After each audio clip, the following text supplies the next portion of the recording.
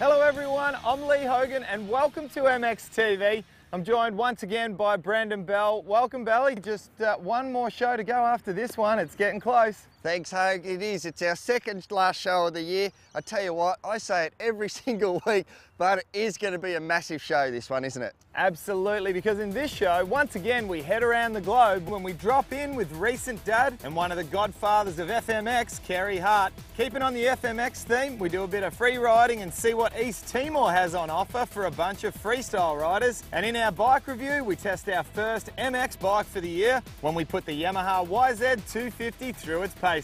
Yeah, we've got a lot in store for tonight, Belly, that's for sure. Oh, we certainly do, Lee. So let's get straight into it, because earlier on in the year, we were lucky enough to catch up with Ryan Marmont, who was killing it in the AMA Supercross Light Series. Now, he was good enough to take us through the JDR team truck, so let's take a look.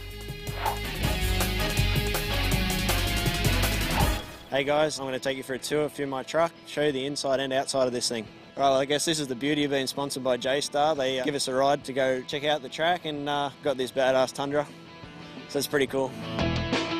Here we have all the hospitality area, so when we got sponsors and family come to the race, they've got somewhere to chill out, somewhere to eat. We try and stick to the healthy stuff. Get a few of the guys like to get into the lollies though. Ty Simmons. Now we start to get into the business end of everything, and we got the mechanics here. We go out and try and do our best on the track, and these guys do their best here under the tent. I'll introduce you to a few of these mechanics. Craig Beale is Ty Simmons' mechanic. He's having a bit of time out at the moment. Nathan Ramsey won't be happy. Beale, how's everything been? It's been going okay. He understands Maori, I think. I don't know any Maori. Rotorua, Wakatani. The team's great, just Ty needs to step it up a little bit more. Nice little memo here for Ty Simmons. Princess, it's time to do it. Ty, come on, Ty. I got a little memo here. We've read that earlier. Yeah, Vince is like the main man and we got a bit of a joke happening. He's like the princess of the group. Vince, got a little message for Ty there on his pad. Yeah, a little tag on the ball. He's trying to take it out of me, but it's really him. Just to give him a little tiny more motivation. Can't take it out on the Aussies. Yeah, exactly. Been all around the world, work with all kind of people from all over the world. What's here? French. I thought it was Jamaican. Jamaican. Jamaica, man. Oh, don't mess with my drugs, man. Oh, yeah. Yeah, man. Who's your favourite Aussie, mate? Hey. He's all over it. Here we have Dirk, the truck driver. Hey Dirk, how's it all been so far? It's been good. We're having a lot of fun. Learned a few things like peanut butter and banana and honey sandwiches and stuff like that. Yeah, he's not up to scratch for the old sangers yet. The what? The sausage sanger. I don't know what you're talking about. We'll teach him. Yeah, sure. All right, now I'll take you guys inside the truck.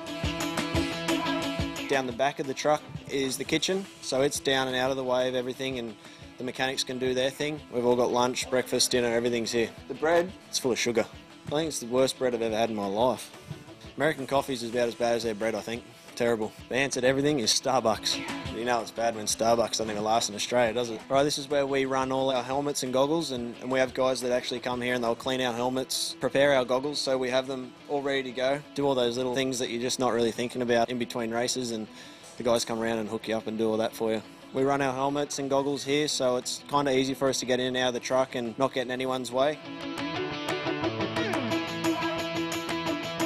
So these guys have got all the parts to rebuild a bike. They only have one bike here, so if they have a problem, they've got to come in, grab it out of the truck, chuck it on that bike before you go out for the next race. Where at home, our formats are so close, we just have another bike that we grab straight away and swap a transponder and away we go. So I guess that's the rule over here. The bike you have is the bike you start and finish on. I mean, they can do it quick enough just to throw a motor in between races. They can do it that fast. So I think this one is pretty simple. It tells you what you got to do, and that's the way they do it, and I guess they stick by it and it works. So, no Vince get angry at me or not. Boring. Looks quite messy. Nothing.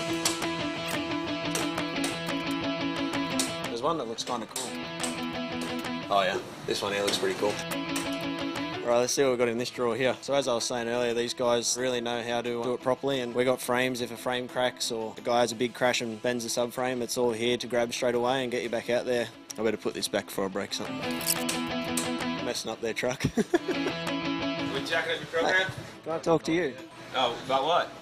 Life. Here we have Rod from Answer, and he looks after all our gear. This is our last week together, right? Yeah, I'm home. I'm going home tomorrow. I'd like to keep him. He misses the Aussies. Yeah, I'm gonna miss this guy. He loves it. I think everyone in Murrieta knows Ty Simmons' phone number, except the women. It never rings. They all got it, just never rings. What can I say? I give it to him. Yeah, right. It only takes one. Only takes one. It now, actually. Still nothing. He's on fire. Dang, dude. Show me your gear. It's upstairs. All right, we're going up the front of the truck. Someone might be having a meeting in there, so I won't open that door. This is where the riders go and get changed, and this is where Dirk normally gets angry at me. I remember to take the boots off when I go upstairs. I appreciate that. All right, well, here we are up in the riders section. We can review racing, we can watch lap times as they're happening on the track. This is where me and Ty get our gear on, not off. No. The hats on the door don't open. Otherwise, you get a rude shock. Like I said, we were speaking to Roger earlier. He comes around and he hooks us up with gear every round. I'll show you guys this gear I'm wearing today. I think it's actually girl sizing and I'm a size 8, so if you can translate that, it's quite small, I think. It's crazy, you don't have to bring anything to the race, you just rock up and automatically it's here. Each rider has his own locker. Ty Simmons is always messy, so let's see what he's packing in here. The cool thing about these lockers is they have an inbuilt fan, so when you come in, you just place your helmet up on the fan and it dries the sweat out of your helmet, so you got nice dry liners each time. Right now we're just going down into the front of the truck where we have our meetings. The truck driver will go out, he'll film every single session and then we'll work out where we've got to get quicker. We'll have the track and we'll sit down with Nathan when we come in from a practice or a qualifier and we'll really analyse the track and work out where we need to make up time, where other guys are doing a different section, and that's one thing working with someone like Nathan Ramsey, he can really analyse that really well, and those little things help because it all comes down to just minute bits on the track and it all adds up at the end of a lap. Alright, that's the tour of our truck and our team, so hope you guys enjoyed and I'll see you guys in Aussie soon.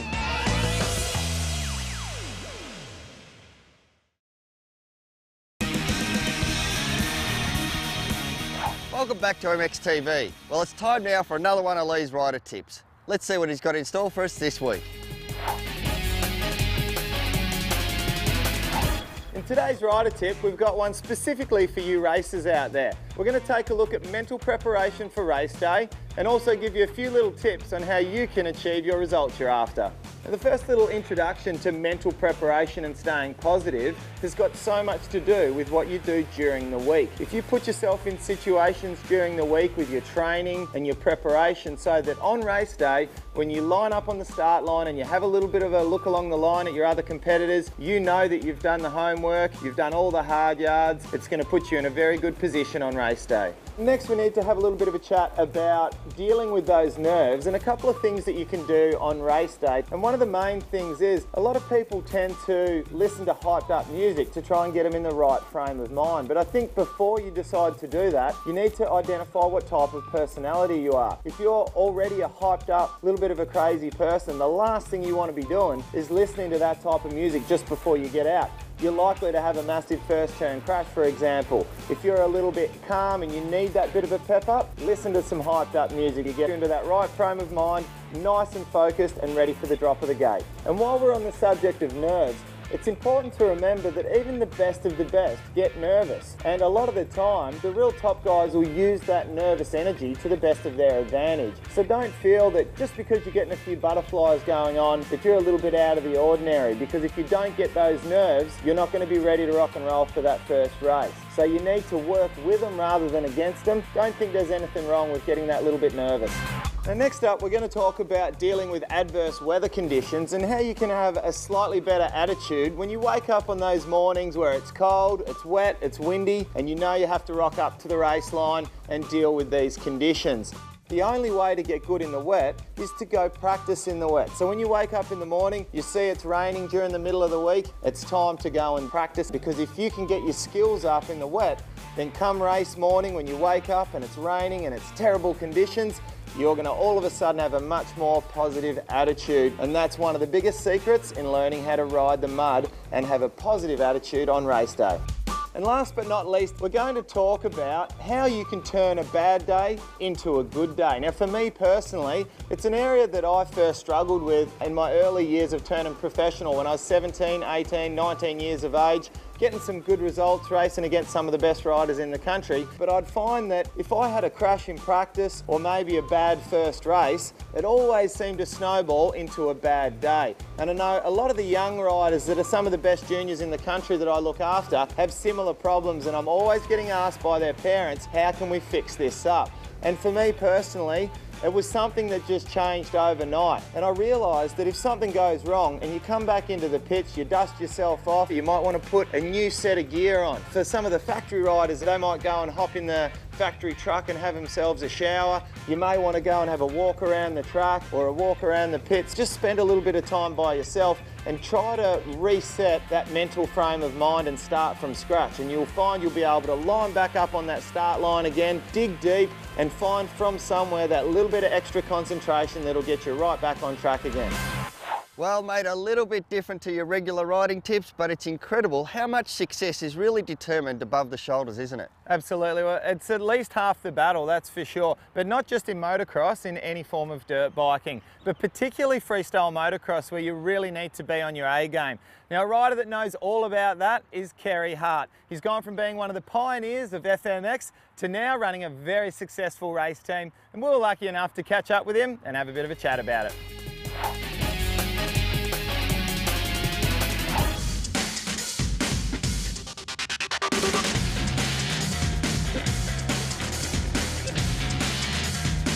Well, we've caught up with the man everyone knows in freestyle. Of course, it's our great friend Carey Hart. Welcome back to MXTV, mate. Good to see you here. Yeah, you guys too. You're over on my side of the world. We are this time. Something a bit different, mate. Now, Hart Huntington team, unbelievable how much it's grown in such a short period of time. You've done a lot of work. I mean, it's been just that. I mean, we've been working our butts off over here. And, you know, we did a pretty major tune-up this year from the prior 2 years. We teamed up with Dodge Motorsports, which has been a godsend. And that gave us the ability to go out and get Ivan Tedesco and Josh Hill, and then we brought back Chris Blows. And how far is Josh away? It's kind of a tricky scenario. I mean, he's able to ride right now, but he's dealing with nerve damage in his leg, and it's not about if it's going to come back, it's just when. So it's just one of those situations where we don't want him out here until he's 100%, and maybe if we can get him to do 1 or 2 nationals, that's icing on the cake, but really we teamed up with Josh more for next year.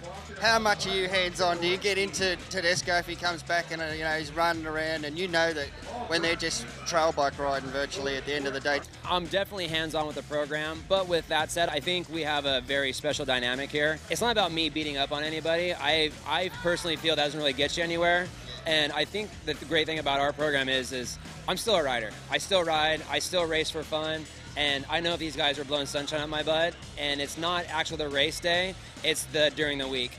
We know if they're working. I know if they're giving 100%. I can go out and ride with these guys and know if they're actually putting in the time. You know, I got a timer on my bike just like these guys do. And if these guys got less time on their bike than I do, we're gonna have issues. But that hasn't been the situation. And really it's just giving these guys the foundation, no pressure, all the tools to go, you know, do as good as they can and go have fun.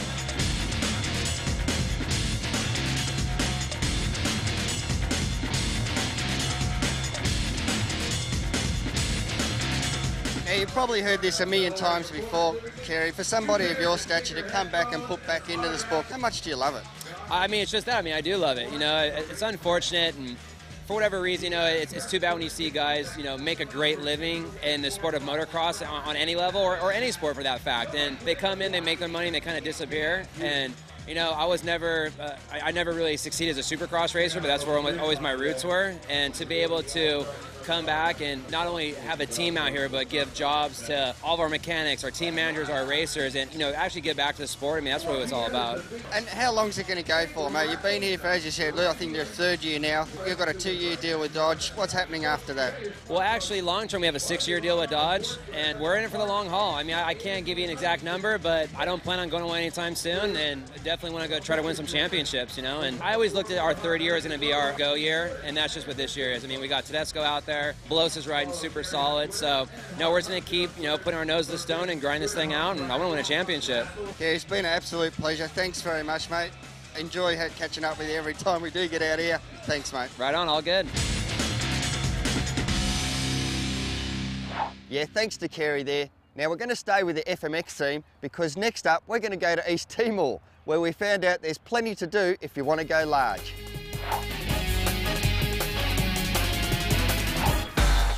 We've just ridden out of Dili. We're only about 10 minutes out of town, and we're basically just go on for a ride, have a look around, see what we can find. We found there's an old motocross track here, which is pretty cool.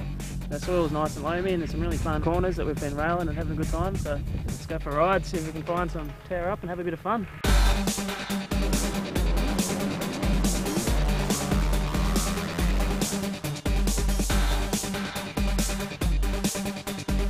The local boys pointed us down here, but it should be a bit of fun.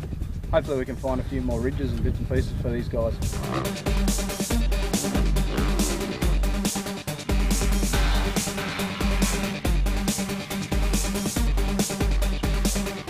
We definitely stand out when we're riding around town on our bikes, that's for sure. Most of the people here obviously have bikes, but they're a lot different from what we've got. And when they see us coming around or even hear us, you see all the kids come running out of the houses and from out of nowhere, and yeah, they absolutely love it. It's a good feeling to see how much they enjoy it, and it just sort of gets you amped up even more to go out and show them what we can do. If you can find a little jump, anything, they just go nuts about it. Pretty crazy, you know, especially riding shows back in Australia, and you ride your best and you're lucky to get like a clap and come over here and just do a wheelie, and they just love it. It's unbelievable. So it's really great. You just want to come back and keep doing it again and again. It's one of those things you really have to experience.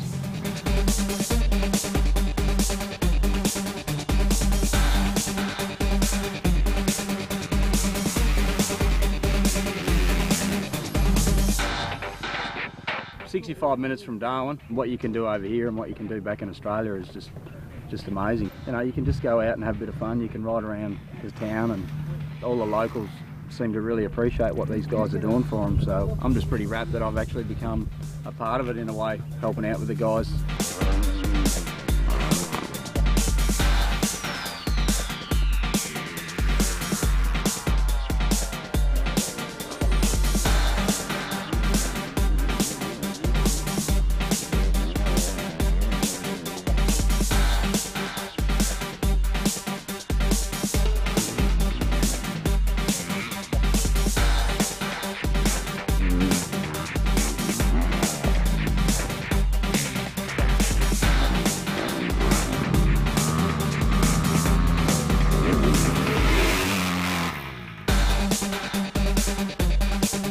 First time here, it was really warm. It's hard to adjust to the weather and riding and to get the water up, I guess. The riding's been good. Going for a bit of a hike up in the hills in tomorrow, or next couple of days, so it'll be good to find some hits.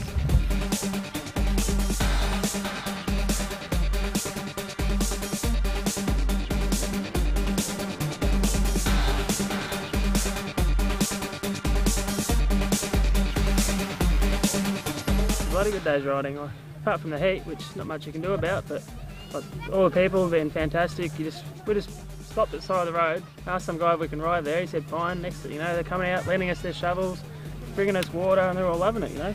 Well, these people just come out of everywhere. Yeah, it's unreal. We don't know where they all come from. It's good fun, and yeah, they seem to love it. It's an experience you don't get back home in Australia, and we're all really grateful to be over here doing it.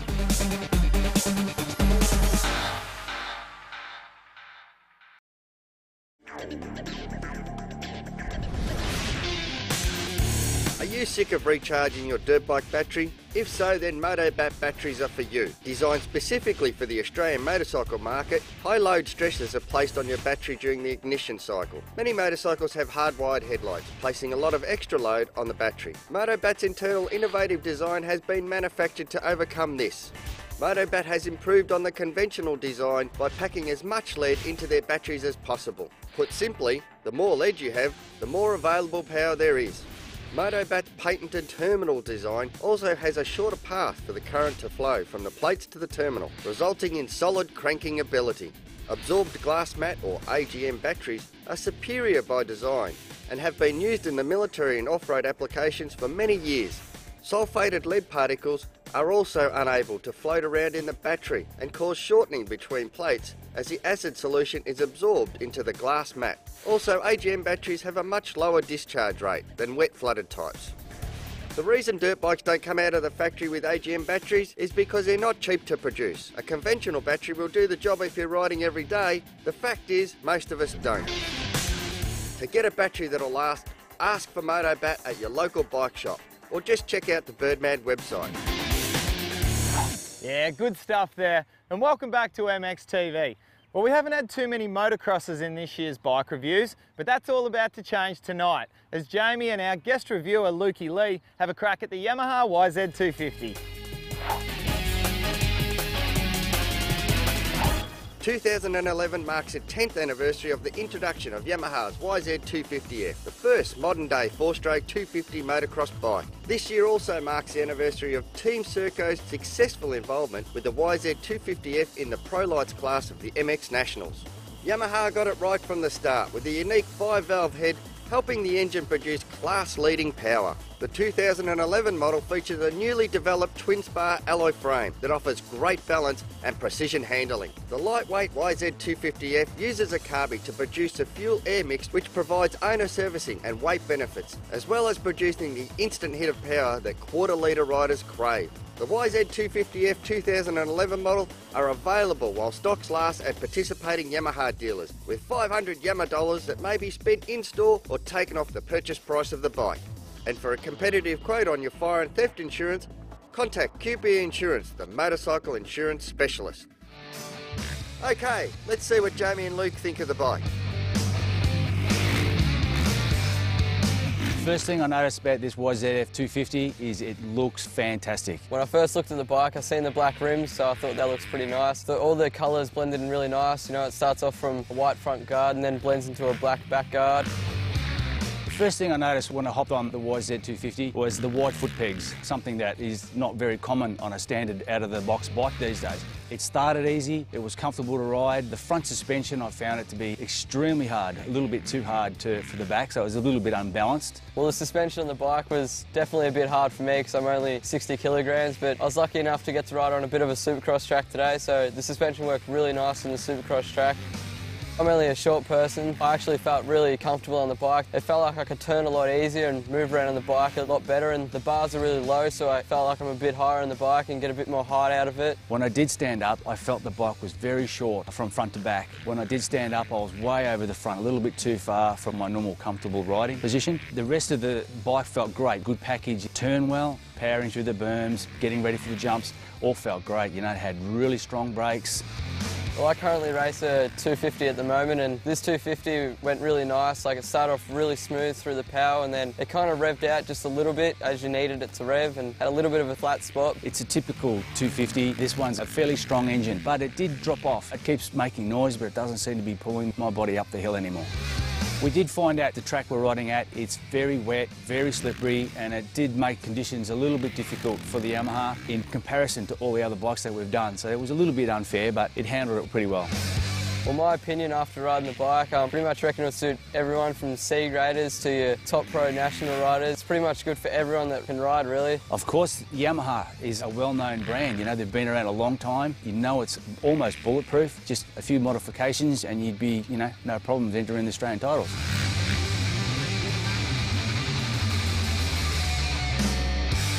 Yeah, great work from Jamie and Lukey Lee there. But Belly, it's almost time to go. But before we do, we need to make mention of our massive competition. I can't believe in just 1 week's time, we're going to be giving away a brand new KTM 350 EXCF and, of course, the big prize package. It's just nuts, isn't it? It certainly is, mate. But the good news is there's still time to win. So let's go and have a look at the prize, and more importantly, let's see how you can enter. This year on MXTV, thanks to KTM and bikesales.com.au, you get the chance to be one of the first people in the world to win a revolutionary new KTM 350 EXCF. The bike that's ready to turn the enduro world upside down. The revolutionary new 350 EXCF is brand spanking new and one of the most anticipated releases ever in the enduro world. With a lightweight chrome moly chassis, modern bodywork and a new PDS rear suspension, combined with the compact and powerful new 350 EXCF engine, this bike is the ultimate for any real enduro enthusiast. The prize also comes with a complete set of riding gear from Fox Clothing, a handy Kinchrome dirt bike toolkit, and a fantastic oil package from our friends at Motul. It's an unbelievable prize valued at nearly 14 grand, and it couldn't be easier to enter. All you have to do is go to www.bikesales.com.au, click the MXTV competition banner, enter your details, and you're in the running. The winner will be announced in our final show of the series, but keep watching the show each week to find out how you can win. So what are you waiting for? Head to the bikesales.com.au website, get your entry in, and you could be riding away with this truly incredible prize. Unbelievable competition, Hogs, and an unbelievable prize. Now, there's only 1 week to go, so get to bikesales.com.au and get your entries in. It's as simple as that, Hogs. Yes, it is. Couldn't have said it better myself. That's about all we've got time for here on MXTV. On behalf of myself, Lee Hogan, Brendan Bell, and the whole MXTV crew, until next week, hold it on.